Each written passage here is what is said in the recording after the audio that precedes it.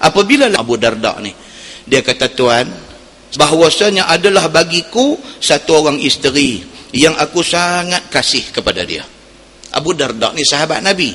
Satu orang mai jumpa sahabat Nabi yang nama Abu Darda ni. Dia kata, tuan, saya ada satu problem besar, ada satu masalah besar. Dia kata, saya ada satu isteri, saya cukup sayang kat bini saya ni. Panggil pun yang. Dia yang kata sayang tu. Panggil dekat bini pun yang. Kita ni tak panggil yang. Bila dengar orang panggil yang, dia geli geleman. Tapi orang jenis sayang bini, dia panggil yang ni, dia sayang juga. Dia bukan lawak-lawak. Yang mai sat, yang buat ayak sat, yang. Tahu mak kata, aku tak berkenan dekat yang hang ni. Kacau.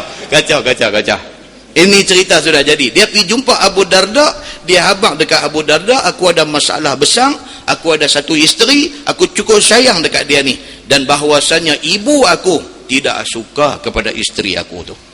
Ini problem aku lah ni. Bini aku ni lah seorang, dia jaga aku, dia taat dekat aku, dia cukup bagus. Malam pun sembahyang sunat, dia yang gerak aku. Aku nak cari pula bini macam ni, aku tak tahu boleh dapat tak boleh dapat. Problem aku satu, mak aku tak berkenan dekat bini aku ni. Dia pergi mengadu dekat Abu Darda. Maka disuruhnya aku ceraikan isteri aku tu. Tak berkenan ni bukan setakat tak berkenan, tak mau tengok muka, suruh cerai. Pening kepala dia. Dia pergi jumpa Abu Darda, dia tanya Abu Darda, maka apakah patut aku buat? Adakah aku ceraikan isteri aku yang aku kasih ni, ataupun aku tidak ambil peduli, akan marah dan tidak suka mak aku ni?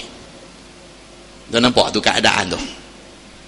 Lah ni saya, dia kata, duk ada di simpang. Nak pergi simpang kola ke? Nak pergi simpang apa ke? Dia kata, ni saya duk di simpang. Saya nak pilih hak mana satu ni. Balik ni mak, balik ni bini. Mak pun saya sayang, bini saya pun saya sayang dia, dia sayang saya. Dan saya tak nampak cacat celah dia. Cuma masalah lah ni, mak saya sayang juga ni, tak mau dia. Dia suruh saya cerai dia. Apa patut saya buat? Dia pergi tanya Abu Darda macam tu.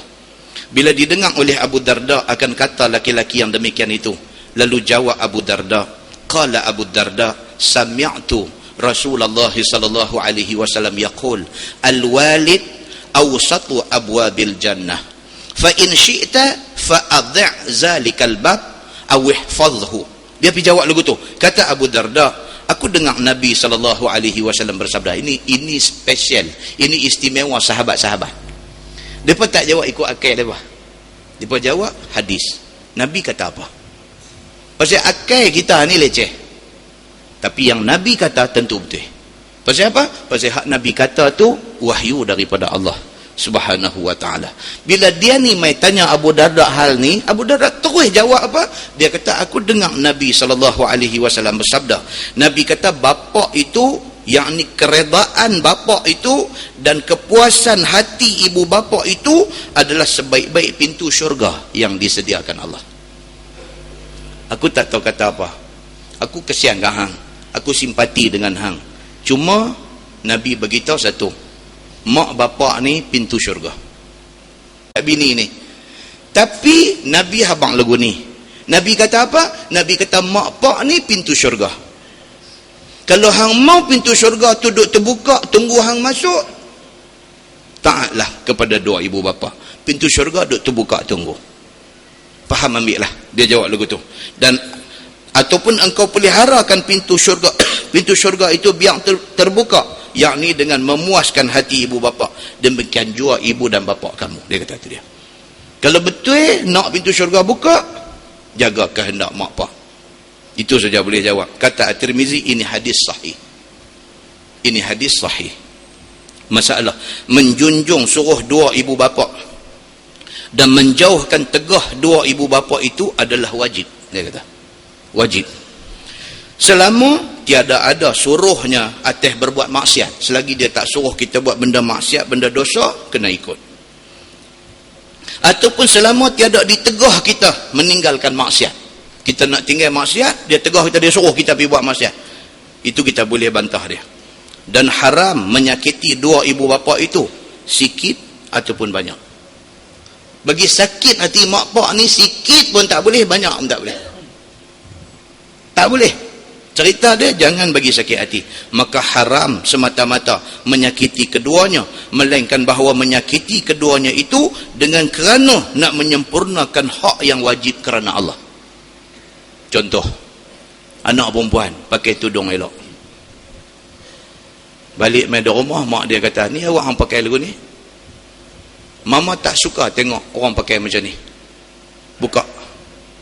Mak suruh anak perempuan buka tudung. Buka. Mama tak suka tengok macam ni. Mama malu dekat kawan-kawan mama ada anak macam ni. Ada kan dalam masyarakat ni, ada macam ni ada. Saya duduk mengajar di kolej matrikulasi dulu ni, jumpa macam-macam ni punya cerita. Jumpa tuan-tuan, kita pun terkejut. Ada lagi manusia macam ni ada lagi. Mem jumpa kita ni masuk ambil menangis-menangis teriak ni. Pasal apa? Dia kata saya ni dalam dilema. Saya selama ni tak pernah teringat dalam hati nak pakai tudung, tak pernah teringat pun dalam hati. Saya main masuk di sini, ramai kawan-kawan pakai, lepas tu duk dengar ni tazkirah, duk dengar kuliah, yang duk buat apa-apa semua ni, saya dapat satu kesedaran, saya buat keputusan untuk pakai. Baru ni cuti sekolah, saya balik, mak dengan ayah main ambil. Saya sampai mak dengan ayah tu, dia tengok saya pakai macam ni, dia terus jalan kereta, tak ambil saya. Ada tuan-tuan macam ni. Terus jalan kereta. Tak ambil anak ni. Main nak ambil. Main tengok anak bidu buat pakai lagu ni. Terus balik. Telefon tak angkat dah. Saya balik dengan bah. Dia kata. Sampai di rumah. Duk buat tak mau pergi masuk dalam rumah. Keluar main. Dia kata, mama, inilah pakaian yang mama paling tak suka tengok. Kalau nak jadi anak mama, jangan dia buat pakai macam ni. Pakai lagu biasa. Lagu biasa, lagu dia pakai lah. Dia kata biasa yang tu. Menangis budak ni. Menangis. Jadi main nak tanya apa? Nak tanya, ustaz boleh tak ustaz masa saya main duduk sini saya pakai, bila saya balik saya tak pakai. Berdosa tak macam tu? Tuan-tuan, kita tak pernah teringat ni dalam zaman lah ni ada lagi orang yang dakwah tak sampai ke dia. Tak reti lagi kata buka aurat ni berdosa, tak reti lagi. Tapi bila pi haji, bila pi umrah, reti pula pakai tutup. Hang tutup buat apa? Kalau kita nak buat gedebel kita, nak buat kita punya sombong kita peduli apa? Kita pi haji, kita pi buat umrah, kita pi buat apa? Kita buat lagu kita lah. Terus duduk pakai. Peduli apa? Alang-alang nak sombong-sombong habis-habis dengan Tuhan. Opi sana reti pakai pula. Pasal apa? Pasal ni pakaian Tuhan suruh pakai.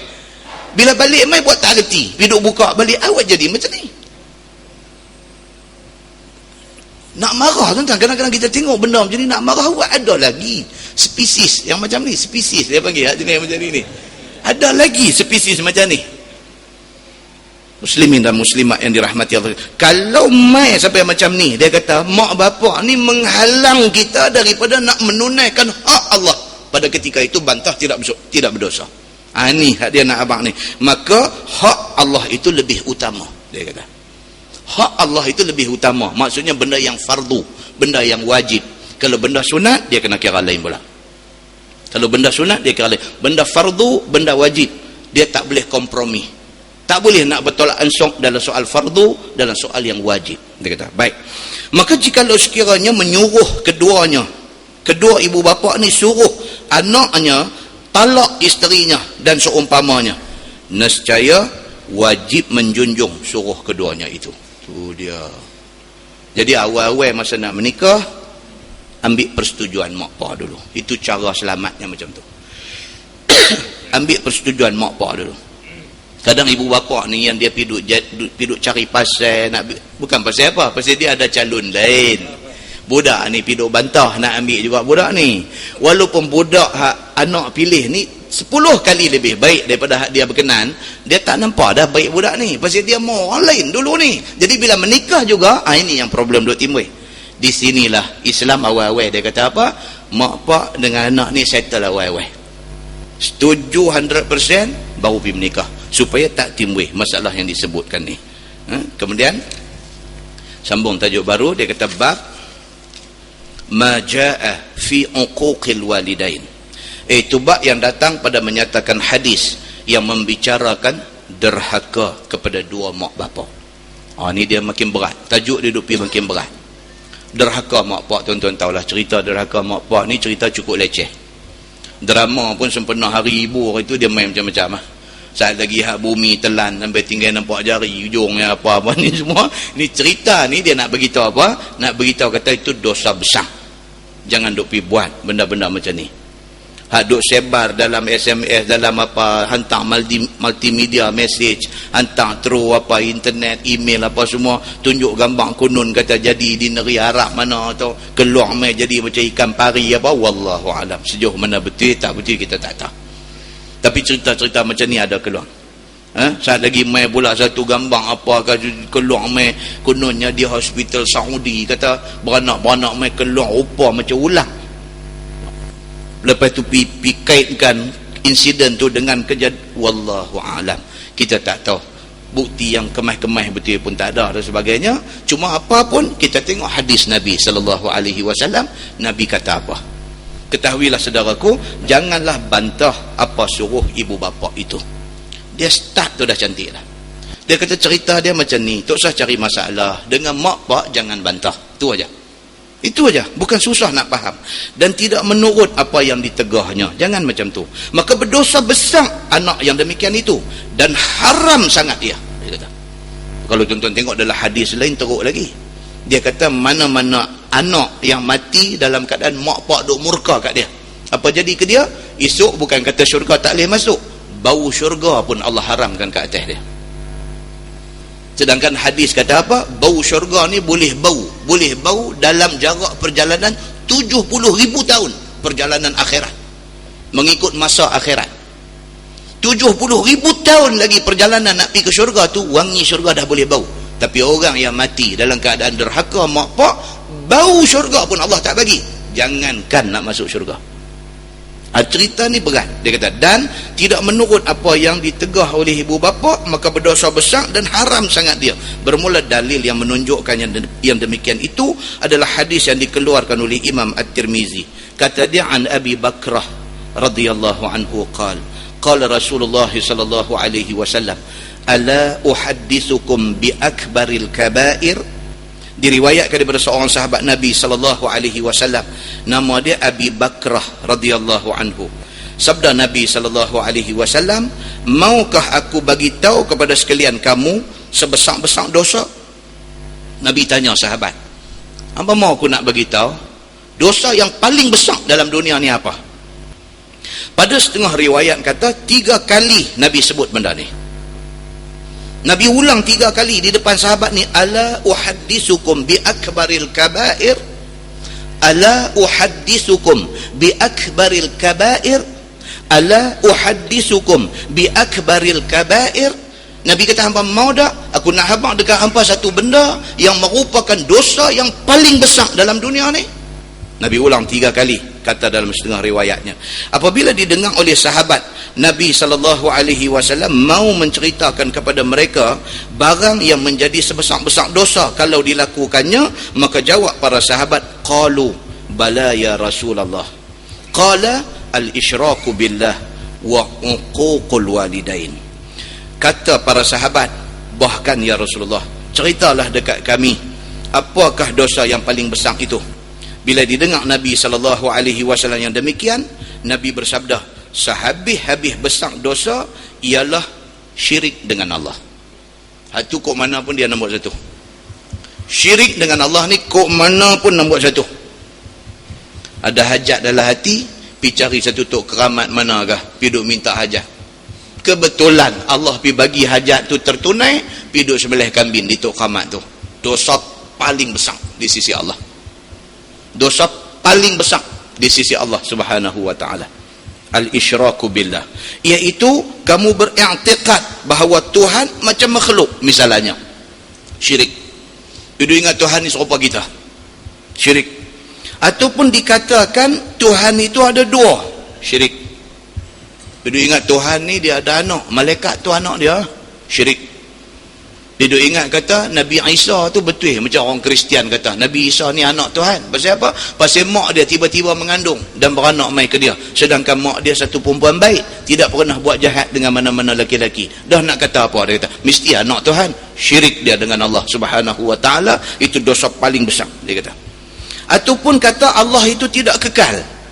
Pergi duk kata lagu tu, merapu merepek, dia duk cakap lagu tu.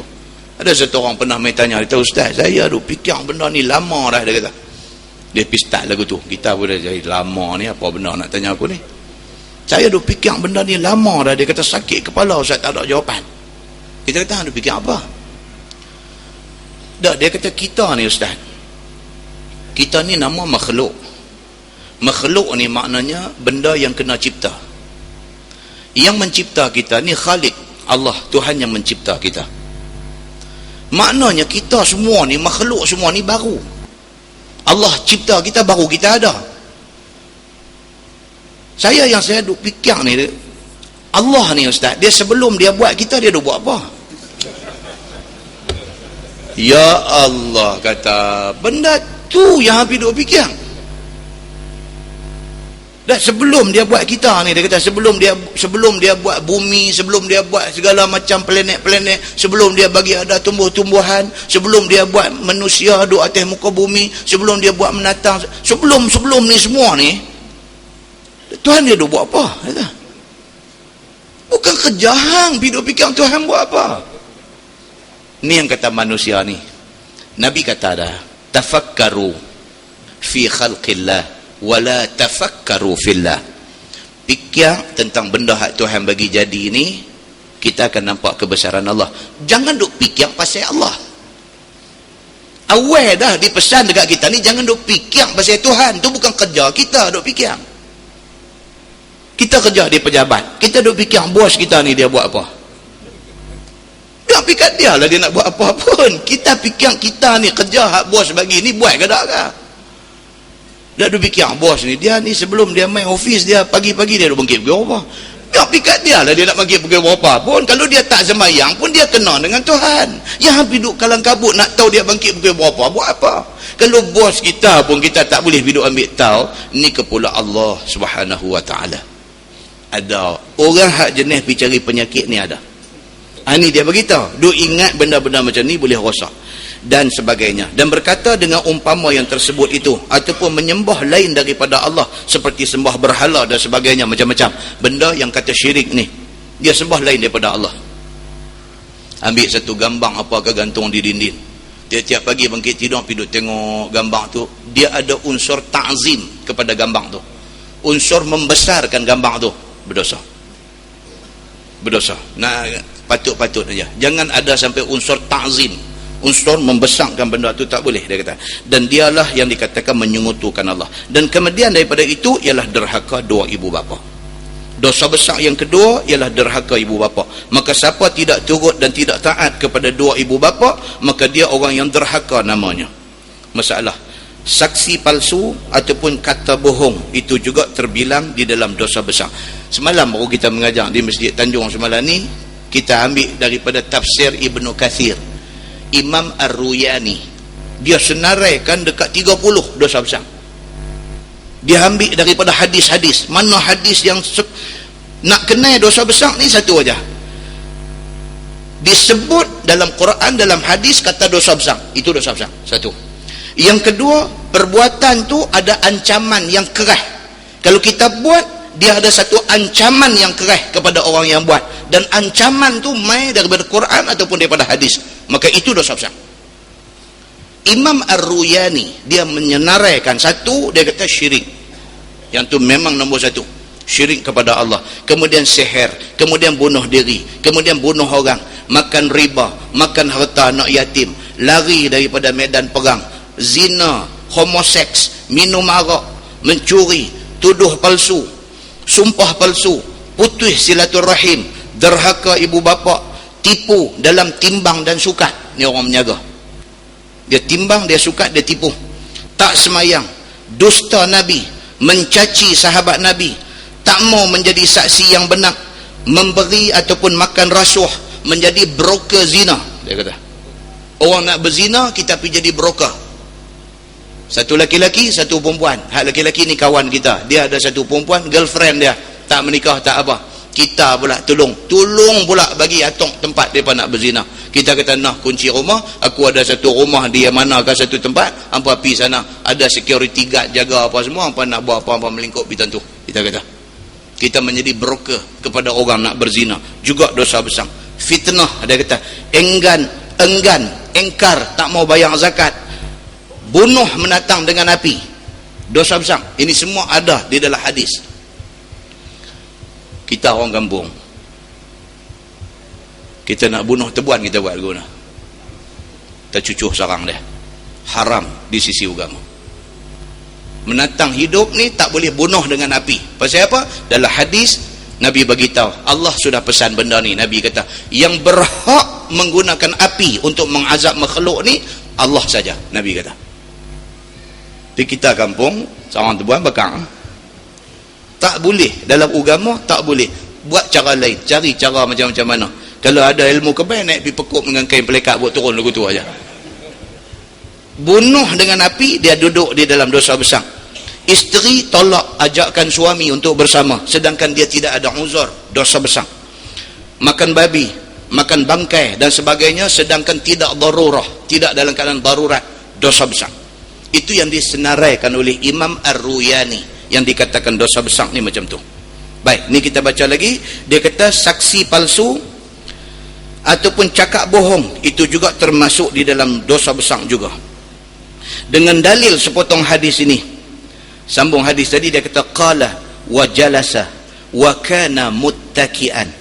Qala Nabi sallallahu alaihi wasallam wa syahadatu zur au qawlu zur fama zala Rasulullah sallallahu alaihi wasallam yaquluha hatta qulna laitahu sakata.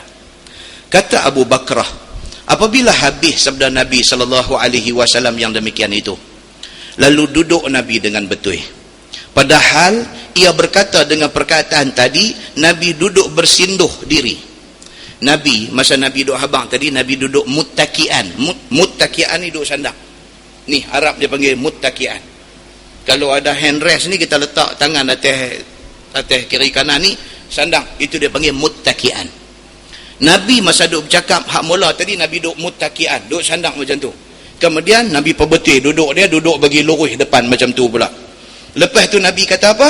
Nabi kata, selepas daripada bersandang tu sabda Nabi, dan saksi palsu. Nabi kata menjadi saksi palsu adalah dosa besar. Kita tak ada di tempat kejadian tu. Tiba-tiba mai satu kawan kita kata kat kita ni, aku nak minta tolong hang ni, hang tolong jadi saksi aku sah. Hang habaq lagu ni, dia habaq bagi kat kita, hang habaq lagu ni, kata masa tu hang duduk tang ni, hang duduk atas kereta, hang tengok kejadian ni, hang habaq lagu ni, hang hafal ni, aku dah tulis dah, hang hafal lagu ni, hang masuk mahkamah, hang kata lagu aku tulis ni. Dia pergi di mahkamah, dia menjadi saksi, sedangkan dia saksi palsu. Kerana persaksian, kerana kesaksian dia yang palsu tu, satu orang yang tak bersalah sudah jadi bersalah, dia berdosa besar. Ini Nabi ni daripada duduk bersandang tadi, Nabi perbetul duduk, Nabi sebut yang ni. Nabi kata jaga baik-baik. Di antara dosa besar itu ialah menjadi saksi palsu ataupun bercakap dengan perkataan palsu. Beberapa kali Nabi ulang benda tu, iaitu maknanya, kata Abu Bakrah, maka sentiasalah Nabi sallallahu alaihi wasallam mengatakan yang demikian itu, saksi palsu, saksi palsu, saksi palsu, sehinggalah kami kata kiranya diamlah Nabi daripada mengulang-ulang itu. Sampai sahabat kata, ni awak ni Nabi macam tak mau berhenti duk sebut benda tu. Nabi kata jangan jadi saksi palsu, jangan hampa jadi saksi palsu, jangan hampa duk jadi saksi palsu, jangan hampa duk jadi saksi palsu. Nabi macam tak mau berhenti, sehingga sahabat kata awaklah Nabi ni, bila dia nak berhenti duk sebut benda ni? Oleh kerana sungguh-sungguh Nabi mengulang-ulang itu, takut kami menjadi letih akan Nabi. Tu dia, Nabi dia lagu tu. Tentu ingat masa perang Badar pun serupa. Nabi angkat tangan doa. Sebelum nak jadi perang Badar tu, Nabi angkat tangan doa, minta kepada Allah. Minta kepada Allah sampai Nabi kata apa? Ya Allah, kalau engkau tidak bantu ni, ada 313 orang ni, kalau engkau tidak bantu bilangan ini, tak ada dah orang yang akan sembah engkau di atas muka bumi ni. Nabi minta sampai sahabat takut tengok sungguhnya Nabi minta ni. Muslimin dan muslimat yang dirahmati Allah sekalian. Kata At-Tirmizi, Abu Bakrah itu nama batang tubuhnya ialah Nufai' bin Al-Haris. Orang Arab ni mereka banyak kunyah. Kunyah maknanya gelaran. Sahabat Nabi semua ada gelaran. Abu Bakar As-Siddiq gelaran. Abu Bakar As-Siddiq itu gelaran. As-Siddiq itu pun gelang, Abu Bakar itu pun gelang. Abu Bakrah gelang, Abu Hurairah gelang. Abu Hurairah tu kalau ikut pendapat Imam Ibnu Hajar. Imam Ibnu Hajar kata nama sebenar Abu Hurairah ni lebih daripada 20 nama. Di kalangan ulama hadis ni ada lebih daripada 20 nama yang didakwa kata nama sebenar kepada Abu Hurairah. Tapi yang diterima oleh majoriti ulama, nama dia ialah Abdurrahman bin Sakhar. Tapi ada lebih daripada 20 nama Abu Hurairah yang orang duk sebut ni. Pasal apa? Pasal terlampau banyaknya kunyah kepada para sahabat Nabi ridwanullah alaihim ajma'in ini. Baik, masalah. Dia kata saksi palsu tu macam mana nak kenal? Saksi palsu itu ialah orang yang menjadi saksi pada barang yang tak diketahui dan tidak dilihat. Yang kata saksi palsu ni, dia pun tak tahu cerita apa. Orang main upah dia suruh jadi saksi. Dia tak tahu apa. Seperti satu orang yang tiada yang ada dibicarakan di hadapan hakim. Dan hakim mau saksi kepadanya. Dia duk kena bercara dan dia kena tampilkan saksi. Dia tak ada saksi. Dan dia tiada orang yang tahu halnya dan melihat apa perkaranya, maka diambilnya satu orang yang tak tahu apa-apa hal, diajaknya dan dikhabarkannya serta dikatanya, mailah engkau jadi saksi kepada aku di depan hakim pada perkara aku ni. Maka orang itu ialah orang yang saksi palsu ataupun saksi bohong. Macam kita cerita tadi, upah hang mengaku, kata hang duk ada dengan aku masa tu, pasal dia dituduh buat satu jenayah di satu tempat. Dia nafikan benda tu, dia kata masa tu dia duk ada di sini. Ini dia orang yang duk ada dengan dia, padahal tak ada pun. Kawan ni pergi jadi saksi bohong untuk nak selamatkan dia. Maka siapa jadi saksi bohong itu, nescaya mengerjakan dia akan sebesar-besar dosa. Pasal apa? Pasal kerana dia ada orang lain yang teraniaya. Tak boleh. Islam dia tak boleh buat naya orang ni. Islam cukup pantang orang buat naya orang ni. Begitu. Baik, masalah berbuat bakti pada dua ibu bapa itu banyak faedahnya dan semuanya diketahui daripada hadis-hadis Nabi SAW. Iaitu dia kata pertama, dia kata memuliakan kedua ibu bapa itu satu daripada amalan yang disukai Allah, dan menyamai amal itu dengan pahala perang sabilillah, bahkan lebih afdal daripada itu. Itu satu kelebihan buat baik dengan mak pak. Yang kedua, menyamai ia akan pahala haji dan umrah. Boleh jaga mak dengan pak ni sama pahala macam orang pergi haji, pergi umrah. Begitu. Ketiga, menyampaikan kepada nikmat syurga. Ini faedah lah. Orang buat baik mak pak dapat syurga.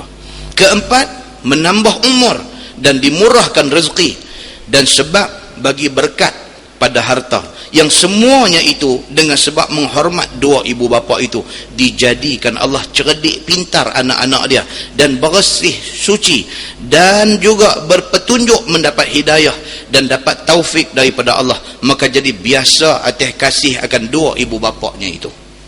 Dia punya logik dia tuan-tuan lagu ni. Kita buat baik dengan mak pak kita, anak kita tengok. Esok anak kita buat baik kat kita. Kita buat tahana dekat mak pak kita, anak tengok. Esok anak buat kat kita. Dia macam tu ya. Dia punya roda hidup kita ni dia macam tu. Hari ni kita boleh buat naya orang, kita buat zalim dekat orang. Satu hari esok kita nanti kena. Masa tu tak ada orang kesian kat kita. Dia akan main. Putaran hidup tu dia akan main. Hari kita ada kuasa, kita boleh buat kat siapa saja. Hari hilang kuasa daripada kita, kita kena. Bila kita kena, Allah tarik rasa kesian daripada orang semua. Tak ada siapa pergi kesian kat kita. Bila kita kena, nak cantik lagi, mereka boh pula kat atas. Mereka kata dulu dia ada buat zalim kat orang. Kena. muslimin dan muslimat yang dirahmati Allah sekalian. Kelima, dia kata kebaikan, buat baik kepada ibu bapa ini peluang yang baik bagi jamin masuk syurga. Maka siapa-siapa mensesiakan dia, nescaya rugilah dia kata. Dan keenam, dia kata menghilangkan duka cita dan susah hati dan mendatangkan sukacita. Kita kalau buat tahana dekat mak pak, bukan boleh tidur dah murung kita buat dekat mak kita, dekat pak kita, kita tak boleh tidur. Kita akan jadi guilty. Orang putih kata dia ada guilty conscious. Dia ada satu rasa bersalah dalam diri kita. Nak lena tak boleh. Nak jadikan lagi Allah nak bagi kita susah ni apa? Dalam kita duk buat tahana tu, mati mak kita ni. Mati pak kita ni. Sampai mati kita, sampai akhir hayat kita, kita jadi anak yang dicengkam rasa bersalah. Duk berasa tak ada nak minta ampun. Habis gitu. Musnah hidup kita tuan-tuan. Allah dia akan pastikan benda ni kena sebelum kita mati. Dia akan pastikan kita kena akibat daripada kita buat tahanah dekat mak pak ni.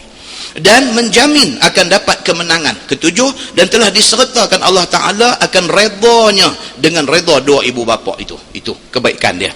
Baik, kemudian dia kata derhaka dua ibu bapa itu banyak mudaratnya, tersebut di dalam banyak hadis. Di antaranya ialah satu, diharamkan Allah derhaka kepada dua ibu bapa dan Allah benci kepada orang yang derhaka ibu bapa. Yang kedua, derhaka ibu bapa itu sebesar-besar dosa yang membinasakan dia, lagi yang menyampaikan dia ke neraka jahim. Yang ketiga, tidak memakai bau-bauan syurga dan tak mencium bau syurga. Kita kata tadi, cium bau syurga pun Tuhan tak bagi. Tuhan tak bagi. Keempat, tidak Allah Ta'ala terima apa amal orang yang derhaka kepada dua ibu bapa tu. Buat amal Tuhan tak terima. Allah tak mau terima. Buat amal sah pun Tuhan tak mau terima. Apa nak buat? Begitu. Kelima, orang yang derhaka dua ibu bapa itu menyalahi barang yang ditegah Allah dan Rasul.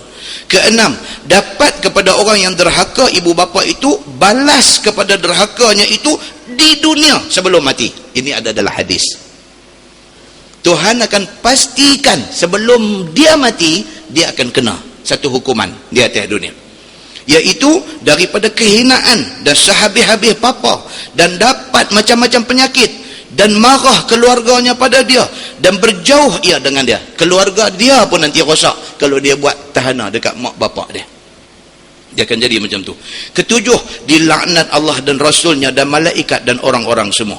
Kelapan, datang kepada orang yang derhaka itu tidak baik pada akhir umurnya. Ini takut tuan-tuan. Hak kita doa ni, Allahumma khtim lana bihusnil khatimah wa la takhtim alaina bisu'il khatimah. Kita duk minta, ya Allah, bagilah kita punya ending hidup kita, last hidup kita ni elok. Tuan-tuan, boleh dapat apa? Sujud semayang mati, alhamdulillah. Sujud tu Nabi SAW kata apa? Sesungguhnya aqrabul ibad, sehampir-hampir manusia dengan Allah ni fis sujud, ketika dia sujud. Waktu kita habis hampir dengan Tuhan, Allah ambil kita. Tak tahu nak bang tuan, anugerah Allah bagi.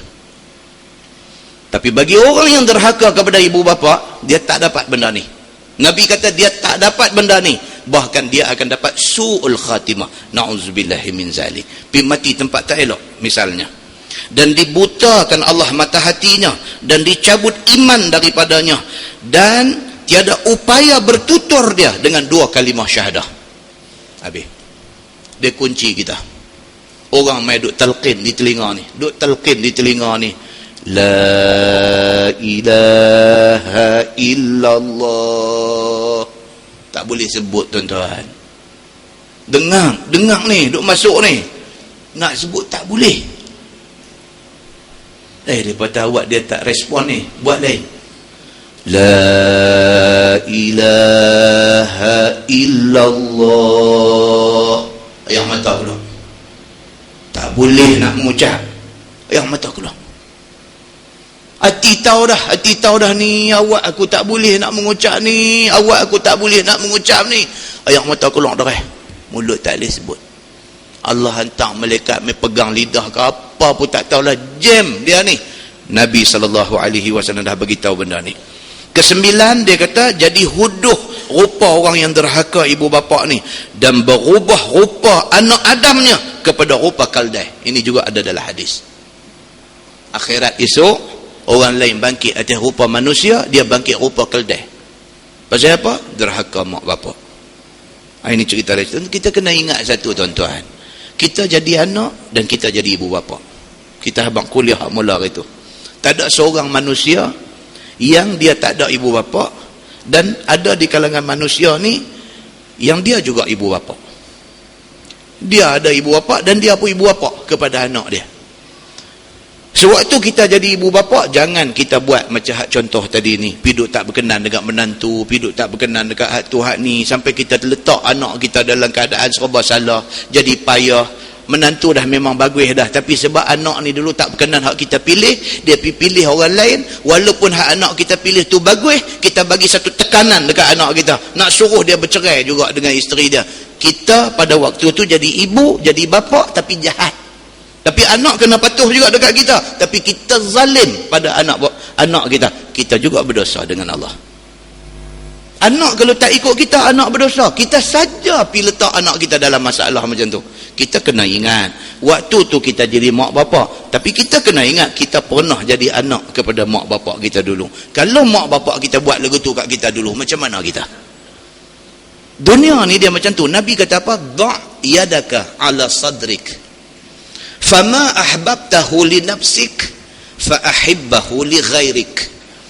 Nabi kata senang aja, kita semua-semua ni da' yadaka ala sadrik, letak tangan atas dada kita. Fama ahbabtahu li nafsik fa ahibbahu li ghairik. Apa yang hang suka orang buat dekat hang buat dekat orang. Lagu tu aja.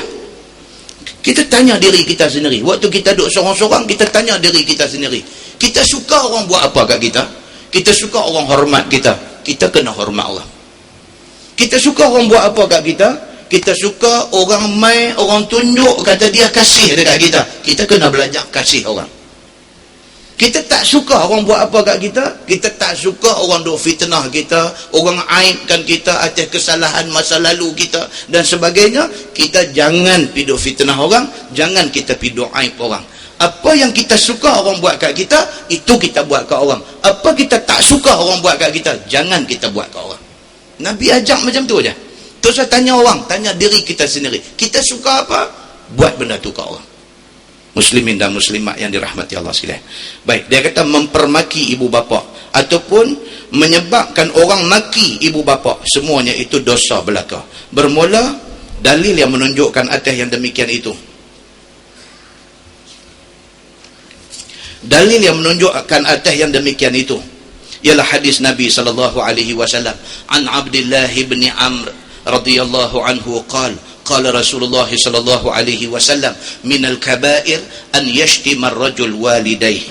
Maksudnya diriwayatkan daripada seorang sahabat Nabi sallallahu alaihi wasallam, nama dia Abdullah bin Amr radhiyallahu anhuma. Kata dia sabda Nabi sallallahu alaihi wasallam, setengah daripada dosa besar ialah maki seseorang akan ibu bapaknya. Oh, teruk. Mak dia pun dia maki, pak dia pun dia maki. Bukan setakat tak hormat, maki.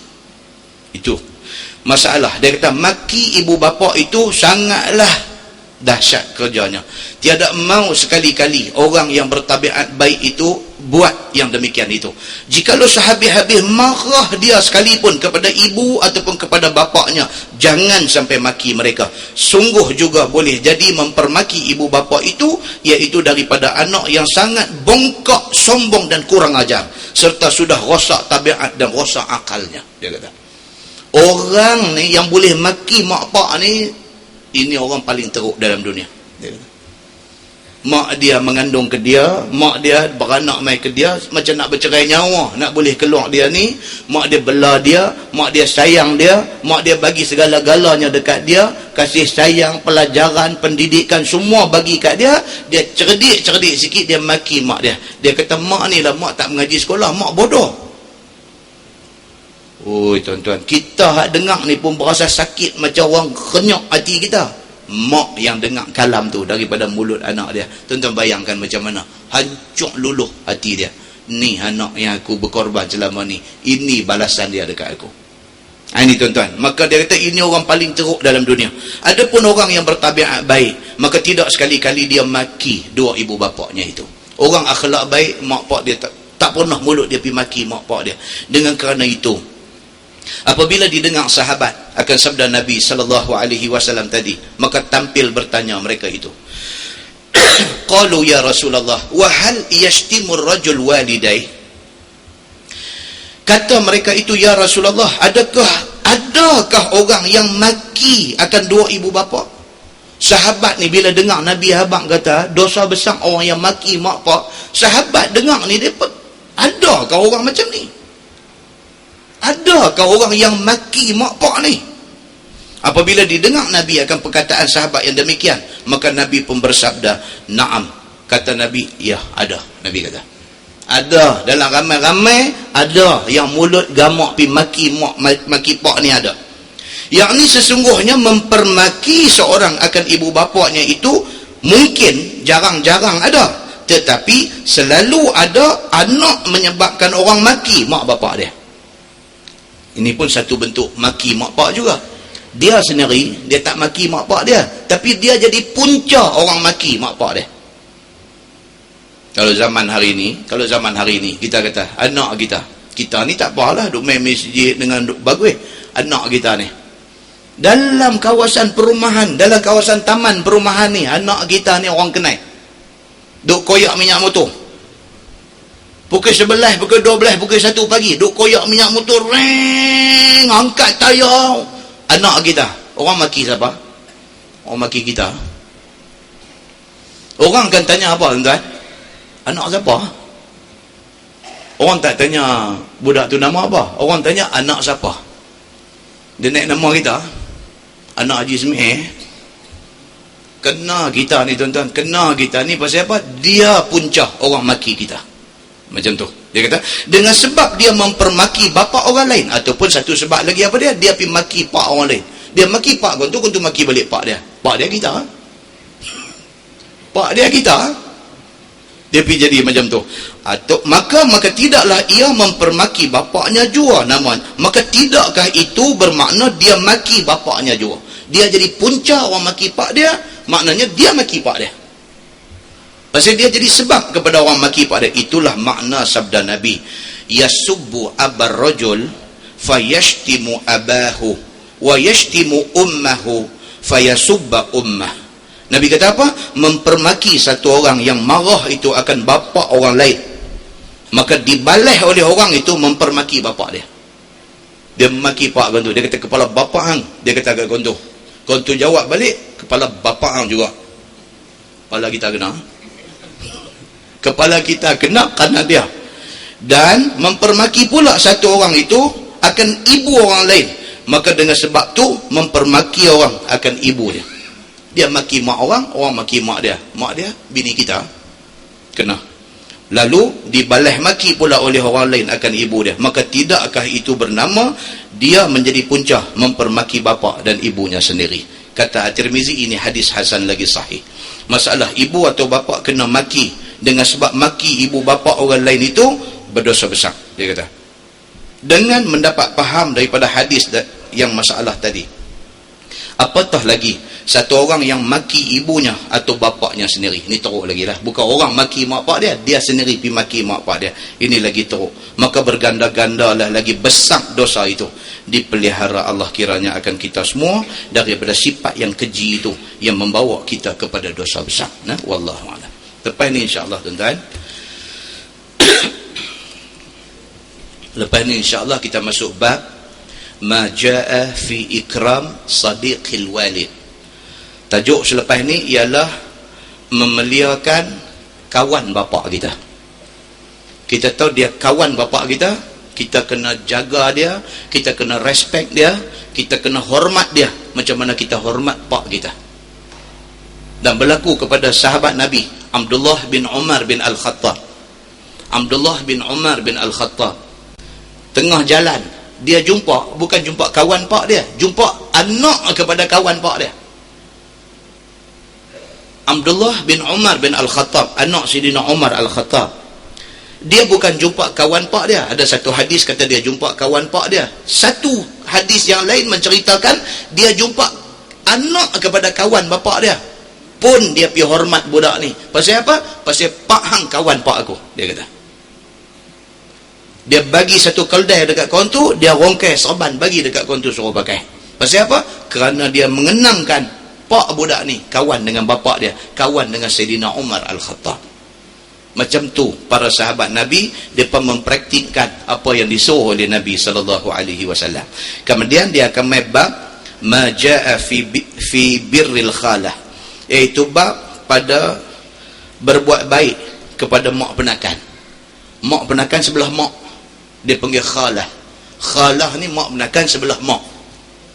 Adik mak ke, kak mak kita ke apa ke. Pasal Nabi bagi tahu apa? Nabi kata adik ataupun kak mak kita macam mak kita.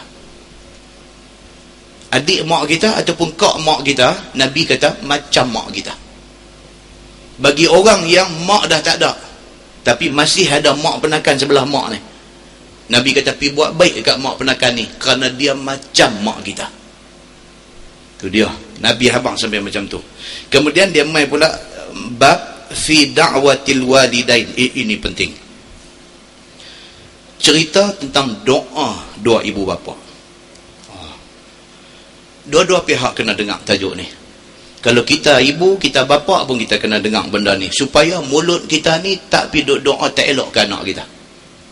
Marah macam mana pun jangan sampai mulut pergi doa tak elok dekat mak, dekat anak kita. Jangan. Kalau kita jadi ibu bapa, kalau kita jadi anak, lebih lagi jangan kita pergi jadi punca mak bapak kita pergi sebut satu doa tak elok dekat kita. Kerana doa tu mustajab di sisi Allah Subhanahu wa ta'ala. Doa nak bagi baik ni kadang-kadang dia lambat sikit. Doa nak pelingkup dia jadi cepat.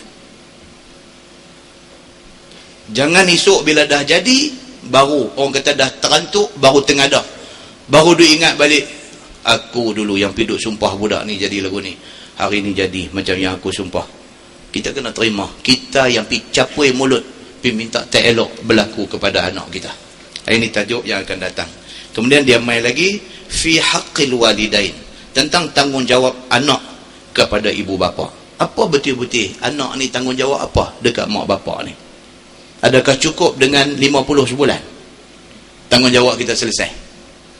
Adakah cukup dengan 500 sebulan tanggungjawab kita selesai? Malaysia macam ni buat tangan, aku bagi kat mak aku 500 sebulan. Pergi kata pula dekat orang, hang nak cari di mana anak boleh bagi 500, dia duk berasal 500, dia bagi tu besar tuan-tuan. Hak rentua ni korban untuk dia, tak boleh nilai. Tak boleh nilai. Tuan-tuan, kita hari ni kita ada anak, kita tahu macam mana kita korban ke anak kita. Tak kira. Dengan anak ni tak kira. Bercalak siku, bercalak dada ni untuk anak.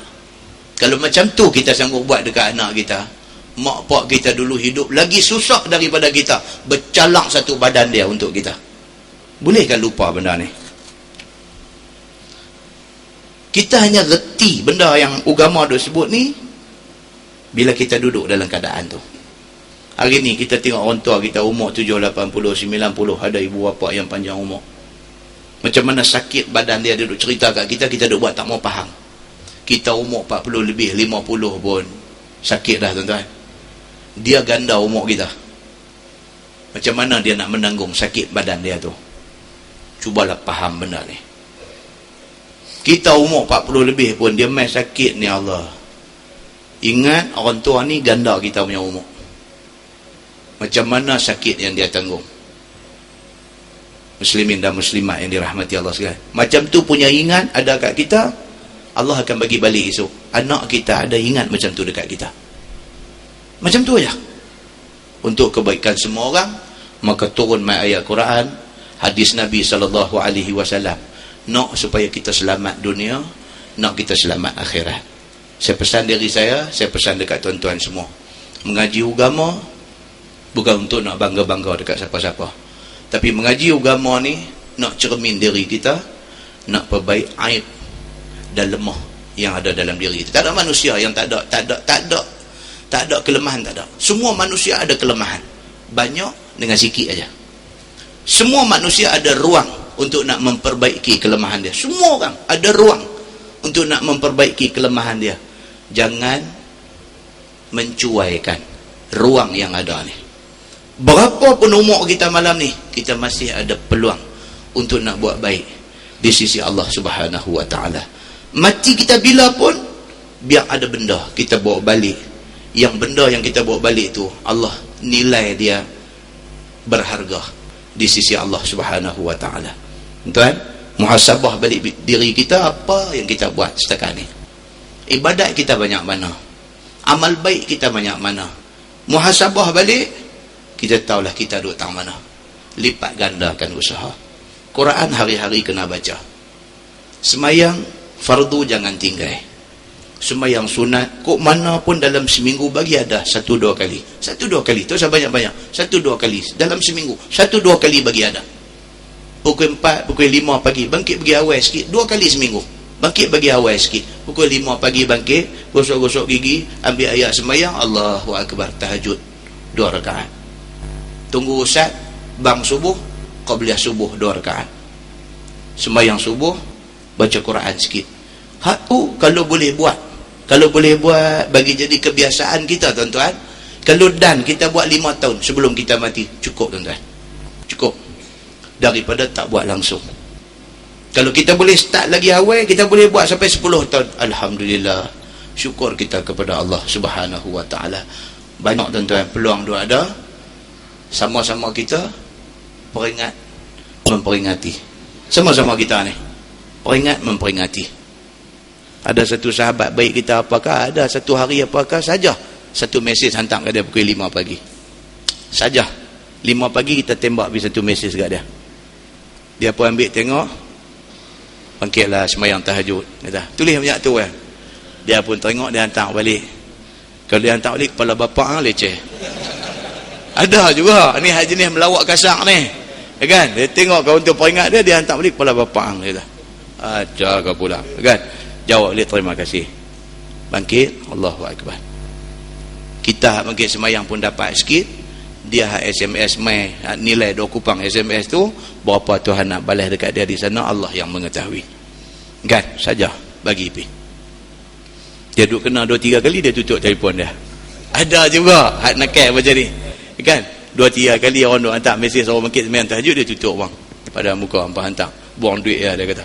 Dia tak mau bangkit semayang. Jangan macam tu tuan-tuan. Nakal ni semua orang ada. Nakal lah macam mana pun, dengan Allah jangan nakal. Dengan Allah jangan nakal. Pasal apa? Kita nakal dengan Allah, kita susah di sana. Tuan-tuan, masing-masing nak pelepas diri masing-masing. In ahsantum ahsantum li anfusikum wa in asatum falaha. Tuhan kata kalau kamu buat baik, kamu buat baik untuk diri kamu. Tapi kalau kamu buat jahat, kamu terima padah dia. Kita buat baik untuk kita, bukan untuk siapa-siapa. Mudah-mudahan tuan-tuan Allah bantu kita kalau kita ikhlas nak kebaikan ni. Wallazina jahadu fina lanahdiyannahum subulana. Dan orang-orang yang bermujahadah sungguh-sungguh nak jalan kebenaran aku ni, Tuhan kata aku akan tunjuk kepada dia jalan aku. Mudah-mudahan hak tu dapat ke kita semua. Nah, wallahu alam. Yang baik itu daripada Allah, yang tak baik silap saya. Kita tangguh dengan tasbih kafarah dan suratul As. Subhanakallah, asyhadu an la ilaha illa anta astaghfiruka. Bismillahirrahmanirrahim. Wal 'asr innal insana illa allazina amanu wa tawassaw.